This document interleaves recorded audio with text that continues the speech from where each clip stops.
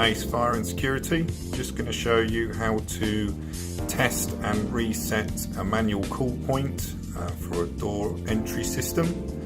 On this one, you put the key in the bottom, push the key up, then you pull the jaw down, and that is the door released. To reset this manual cool point, you first remove the key. That is critical. If you don't remove the key and you push the jaw back up, it can jam inside and you won't be able to use or reset this again. The way that you know that it is activated is there's a yellow strip and the jaw is dislocated from the actual unit itself. So to reset it, you just push the jaw back up and it clips in. The yellow bar is gone, and that's the door back online. Okay, see you on the next one.